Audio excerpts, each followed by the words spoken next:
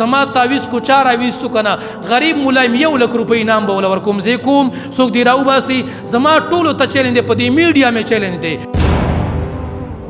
تمام دنیا میں آواز و پیغام اوری زما تعویز چه چار آویز تو زی کوم زی او زی اکدم چه چار آویز تو موبایل نمبر میں مشده خپل پته مولا ورکوما په میډیا بولا 1 لک روپۍ انعام ورکوم زما تعویز سوګ راو باسي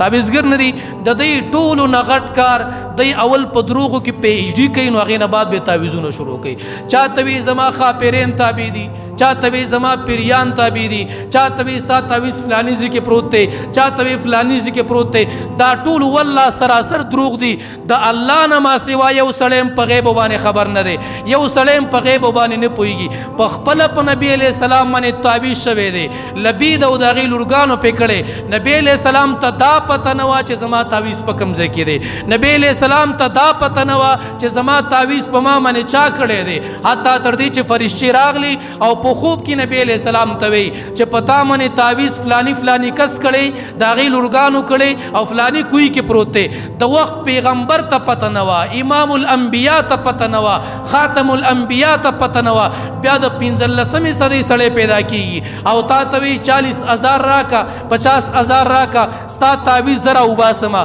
ما ته پته ده چې په هغه ځای کې پروت دی والله دروغ وی اچا ته د الله نه ما سوا پته نه لګي نه د تعویزونو پته چاته شته نه د سبا د حالاتو چاته پته شته نه د چا د مستقبل خبره پته چاته شته خلک راشي ما ته وی کتاب کې وګوره چې سبا بس کیږي زمنګ دا قسمت په کتاب کې وګوره چې څه شي دي زویم د کتاب خو دنیا کې نشته دی چې د آدم علی السلام نو وخت تر دې وخت پورې د هر چا نوم په کې لیکلي د هر چا قسمت په کې لیکلي د هر چا حالات په کې لیکلي د دې خبر علم یوازې یو الله ته دی د الله نه ما سوا څوک په دې خبرو باندې نه پوهیږي په دې دوکه کېږي ما چاله بې ځایه پیسې مو ورکوئ چا باندې بې ځایه تعویزونه مه کوئ دا چې درته وایي ما ته پته ده یقین وکړه دا کار همدقې کس کړی چې کوم تا ته وایي چې ما ته پته ده ولې ما مخکې هم دا ویلي و زه یو کمزوری ملا یم غریب ملا یم زما تعویز کو چا راویستو که نه غریب ملا یم 1 لک روپۍ انعام به وله ورکوم زه کوم څوک دې راوباسي زما ټولو ته چیلنج دی په دې میډیا مې چیلنج دی تمام دنیا مې آواز او پیغام اوري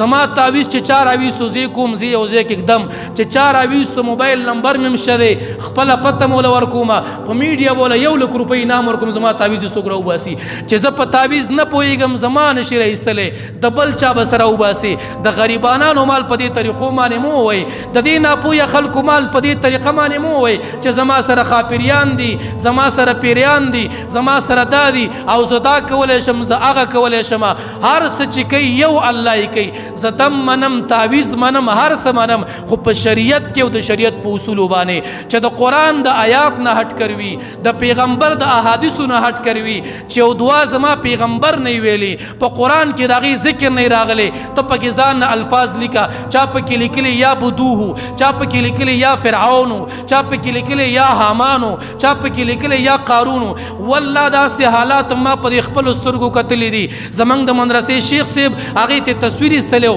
ما ترې راولېږو یو ماشوم لی په خپه کې تعویز اچولی په خپه کې تعویز اچولی کو تا په دې کې د قرآن آیات لیکلی دی کو تا په دې کې د پیغمبر حدیث لیکلی دی او بیا دې ورته ویلي چې ماشوم لی په خپه کې واچوه د ایمان را خلاصې د خپل ایمان تجدید وکړه په تا باندې ښځه طلاقه ده ځان له واپس نکاح تازه کړه قرآن دې راوړو د ماشوم په خپو کې دی کېغوستو د پیغمبر حدیث دې راوړو د ماشوم په خپو کې دی کېغوستو داسې تعویزونه مې کتلي چې خلکو د غواګانو په لکۍ کې اچولي دي خلکو د غواګانو په خپو کې تړلي دي دا کوم انصاف دی قرآن او د غوا لکۍ د پیغمبر حدیث او د غوا لکۍ کو ته ما پکې قرآن لیکلی بیا د غوا په لکۍ کې څه کوي کو ته ما پکې قرآن لیکلی بیا د خر په لکۍ کې څه کوي قرآن خو د عزت کتاب دی د احترام کتاب دی د قانون کتاب دی د حاکمیت کتاب دی د برکت کتاب دی دا خو تعویز دپاره نه دی چې په دغه طریقه باندې پې تعویزونه وکوي یا ساتئ مسلمانانو ما نه څوک پیسې نشي اخیستلی زما کاروبار هم د تعویزونو نه دی چې کنې تا ته وایم زما کاروبار کاروبار به خراب شي